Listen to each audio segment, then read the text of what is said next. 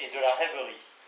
Nous ne sommes plus au temps où les créations fantastiques du rêve étaient considérées comme des annonces du destin, mais il ne faut point trop se fier aux lumières, et l'homme n'a pas tant changé qu'il puisse penser sans trouble à un rêve qui aurait rapport à ses plus vives affections, comme d'un ami malade ou calomniateur, ou d'une femme infidèle ou d'un fils tué au combat.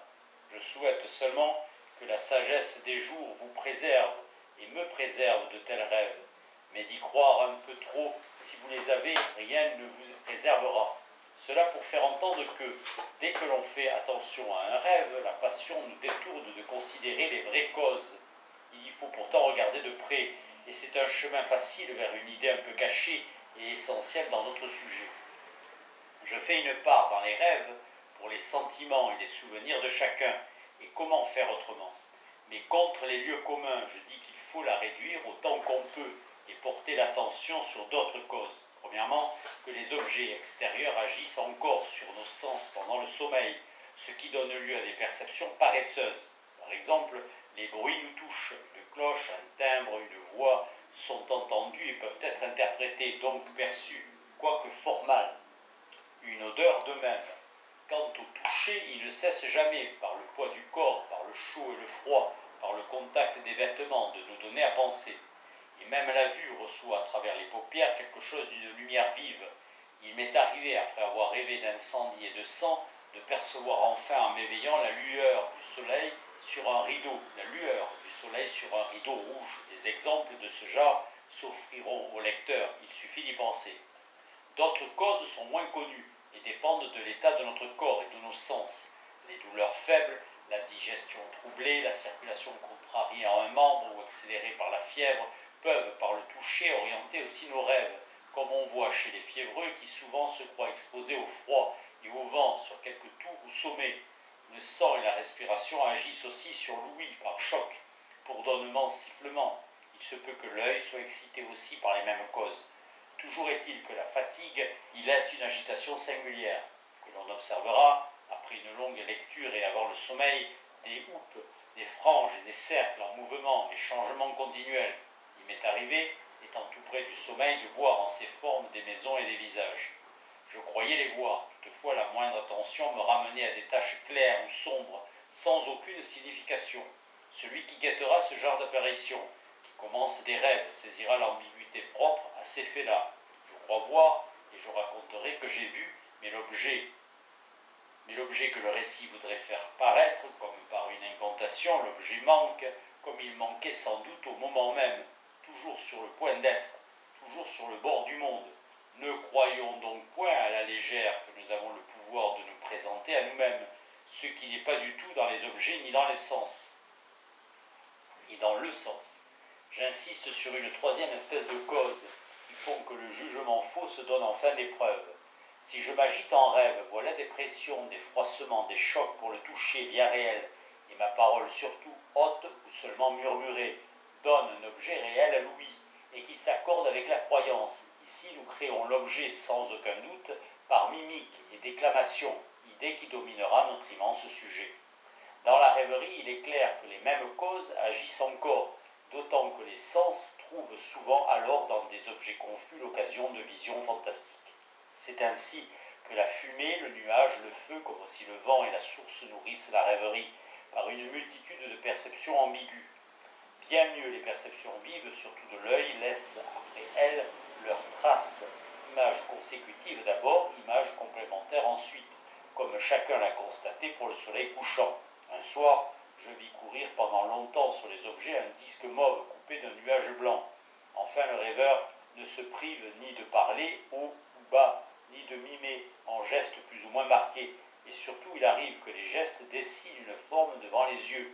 Le crayon errant qui fixera ces gestes donnera à la rêverie comme un passé et une histoire. On aperçoit comment, mieux que le discours, le dessin et finalement l'écriture porteront nos rêves. Des images et des objets. Que nous gardions en mémoire des copies des choses et que nous puissions en quelque sorte les feuilleter, c'est une idée simplifiée, commode, mais un peu trop puérile. À ce compte, les œuvres d'art seraient comme une traduction, et souvent même faible, de telles images combinées par une élaboration intérieure. Au contraire, il apparaît déjà que l'œuvre termine et efface les rêveries, par sa réelle présence, et pour l'artiste aussi bien.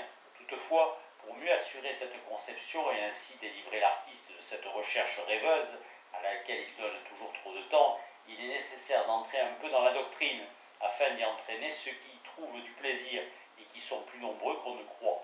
Un objet n'est pas donné, il est posé, supposé, pensé, comme il est clair pour le vrai soleil, bien plus éloigné et bien plus grand qu'on ne croit d'abord, et après lequel nous courons afin d'accorder nos expériences entre elles.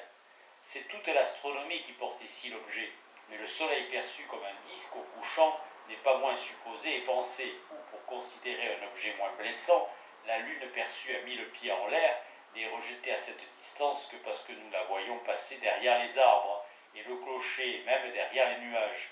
Toute distance, en bref, et donc toute position est supposée d'après les expériences, et l'erreur y est toujours possible. C'est dire, et la remarque n'est pas nouvelle, que le jugement se joint aux impressions et les met en forme.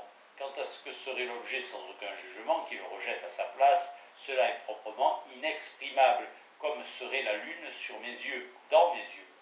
Mais voici une réflexion bien naturelle et trop rarement suivie. Les images, comme dans le souvenir ou le rêve, sont des images d'objets. On y remarque des formes, des distances et des perspectives. Une forêt peut être loin de moi dans le rêve aussi, et une colonnade dans la rêverie n'en offre pas moins la profondeur par les grandeurs régulièrement diminuées. Et la cloche, en rêve, m'envoie les sons du haut du clocher. Et la rose, que je sens en rêve et entre mes doigts ou sur le rosier. L'image n'est donc point donnée non plus, mais toujours supposée et pensée d'après l'impression, et seulement selon une enquête au moins suivie. Imaginer, c'est donc percevoir, mais sans précaution. Ainsi j'imagine la lune à 1000 pieds en l'air, et bien plus loin à son coucher. Imaginer, c'est donc encore juger et penser, car ces vues, imagination et perception tendent à se confondre, comme elles se mêlent dans le fait, car il n'y a point de paysage que je perçoive sans erreur sur les distances, les grandeurs et la nature des objets. Le soleil reflété dans un carreau de vitre fera croire à une flamme, et ainsi du reste. L'imagination serait donc une perception fausse. Si maintenant je cherche d'où vient l'erreur dans les perceptions fausses, je retrouve sans peine premièrement un état du corps et des sens qui me fait croire que l'objet est autre, comme si au sortir de l'obscurité, je juge qu'une lumière en réalité faible et éloignée est fort vive et tout près de moi. Deuxièmement, une croyance fondée sur quelques émotions ou passions, par exemple si la peur me fait croire que le bruit d'une porte est un coup de canon, et comme ces émotions et passions, autant qu'elles m'emportent, consistent dans le tumulte corporel, fait de chaleur, froid, frémissement, action commencée et retenue, il apparaît que la puissance de l'imagination se définit encore une fois par ce mécanisme du corps qui change l'action des choses et en même temps nous dispose à les croire présentes et agissantes sans un suffisant examen. Disons donc que la perception est une recherche du vrai, de l'objet par une enquête qui élimine autant que possible ce qui tient à la situation et à l'état de notre corps, au lieu que l'imagination consiste principalement à se fier au premier témoignage, impression et émotion mêlées, c'est-à-dire, comme a parlé Descartes, à juger de la présence, de la situation et de la nature des objets d'après l'ordre des affections du corps humain. Ainsi, l'image qui n'est qu'image, l'image trompeuse, retombe au corps humain. Dans le fait, que reste-t-il d'une peur d'imagination, sinon la seule présence, et si proche de ce corps frémissant et armé? Du corps humain. Le corps humain est le tombeau des dieux. Les hommes ont cherché longtemps d'où venaient leurs rêves, leurs passions, leurs impulsions et aussi les grâces soudaines, allègement et délivrance, sans faire assez attention à ce mécanisme qui s'éveille, s'emporte, s'irrite, s'étrangle de lui-même, et l'instant d'après s'apaise, se relâche, se resserre, bâille, s'étire et dort, selon ses propres lois et sans souci de nos jugements. Et prière, tant que nous n'avons pas l'idée simple de le mouvoir, selon nos puissances connues, j'entends de le promener, de l'asseoir, de le coucher, de l'exercer, de le masser, enfin de 1000 façons. Ce petit royaume qui est à nous, c'est trop près, qui est à nous est trop près, et personne ne s'en défie assez. Qui aura l'idée de 2 ou 3 mouvements gymnastiques pour apaiser une colère, de s'étirer ou de bâiller pour se faire dormir? Il a fallu de longs détours de doctrine pour mettre l'homme à genoux dans cette position si favorable pour pardonner au monde, aux autres et à soi. Mais il faut décrire selon une physiologie sommaire ces étranges régimes de mouvement et de repos qui ont tous pour caractère de s'entretenir d'abord d'eux-mêmes et de se transformer ensuite par des actions compensatrices. Il faut concevoir d'abord ce troupeau de muscles différents de forme et de puissance et attachés sur une carcasse articulée. Chaque muscle est comme un animal qui, dans l'état de repos et d'énergie accumulée, se met en alerte, c'est-à-dire se contracte pour les moindres causes et toujours de la même façon, passant de la forme fuselée à la forme arrondie, comme le fait autant qu'il le peut tout vivant en péril. L'expérience fait voir qu'une volonté exercée dans les métiers et dans les arts obtient de ce troupeau de muscles des mouvements bien coordonnés. Mais dans le sommeil du souverain, l'expérience fait voir aussi qu'une impression inattendue ou neuve, même faible, éveille tout le troupeau en désordre, chaque muscle s'alarmant et tirant sur sa corde, ce qui, par l'inégale puissance et fatigue de chacun, et par leur forme et position dans le moment, produit des tumultes, comme tremblements, palpitations, angoisse, peur, enthousiasme, colère, sanglots, rire. Il est aisé de comprendre que ces mouvements éveillent encore mieux tous les muscles, et que l'attention maladroite aggrave inévitablement cette espèce de sédition corporelle, comme Platon l'a nommé si bien. On peut distinguer, sans être fort avancé en sciences médicales, quelques régimes remarquables. L'anxiété d'abord, qui est agitation contenue, avec excitation du cœur, trouble de la respiration, chaleur, froid, sueur, puis l'emportement, qui est une agitation croissant par ses propres effets et qui nous conduit à faire selon une violence augmentée, jusqu'aux limites de nos forces, ce que nous avons une fois commencé comme frapper, courir, crier. L'irritation qui est propre aux actions pénibles et qui redouble par l'inflammation produite en quelques points sensibles, c'est par l'irritation que l'on tousse, que l'on se gratte et que la fatigue de la gorge pousse à parler et à forcer la voix. La contracture, qui est un état singulier dans lequel le souverain interdit toute action, mais sans se posséder tout à fait, chaque muscle travaillant contre les autres, d'où résulte une immobilité tendue qui va étrangler la vie. Chacun de ces régimes dure et s'aggrave par lui-même dès qu'il est établi, et il est suivi naturellement toujours d'un régime de compensation, où tout ce qui a travaillé se repose, où tout ce qui s'est reposé travaille. Le sommeil termine toutes les crises par la fatigue, et la somnolence qui dure aussi par elle-même.